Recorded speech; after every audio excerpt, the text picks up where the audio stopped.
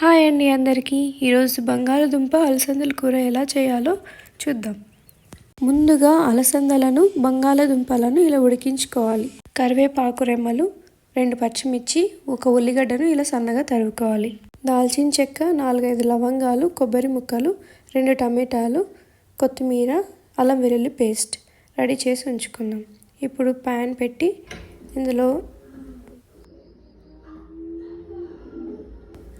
1 table spoon oil వేసి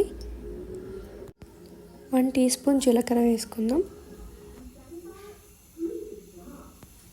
తర్వాత సన్నగా తరుక్కున్న ఉల్లిగడ్డని, పచ్చిమిర్చి, కరివేపాకు రెమ్మలు వేసి కొద్దిసేపు వేయించుకుందాం.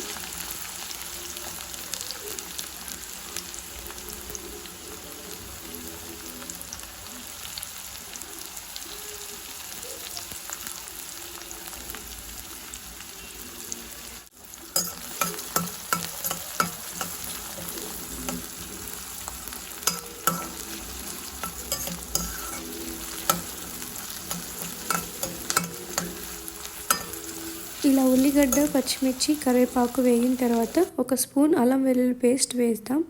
తర్వాత మసాలా మిశ్రమాన్ని ప్రిపేర్ చేద్దాం. మిక్సీ జార్ తీసుకొని అందులో టమాటా ముక్కలను, దాల్చిన చెక్క, లవంగాలు, అలానే కొత్తిమీర, సన్నగా తరిగిన కొబ్బరి ముక్కలను వేసుకొని మెత్తగా పేస్ట్ చేసుకోవాలి.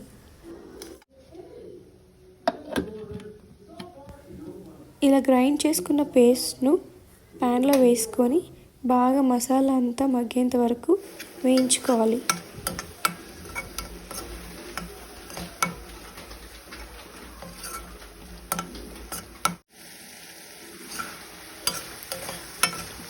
ఇలా చూడండి. ఇప్పుడు బాగా మసాలా అంతా బాగా వేగిన తర్వాత ఆయిల్ ఇలా పైకి తేలుతుంది.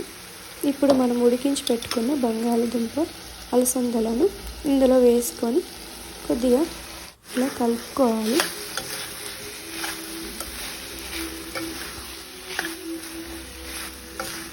ఇప్పుడు ఇందులో వాటర్ వేసుకోవాలి. నేను ఆల్రెడీ ఉడికించిన వాటర్ని ఇందులో వేస్తున్నాను. అందులోనే కొంచెం సాల్ట్ వేసాను, అందుకు సాల్ట్ సపరేట్గా వేయట్లేదు. అంతేనండి. తర్వాత ధనియాల పొడి 2 టీ స్పూన్లు, జీలకర్ర పొడి 1 teaspoon, garam masala 1 teaspoon వేసి చివరిలో కొంచెం కొత్తిమీర వేసి 10 నిమిషాలు ఉడికించుకొని సర్వ్ చేసుకోవడం. అంతేనండి. ఈ కూర అన్నం చపాతీలలో చాలా బాగుంటుందండి.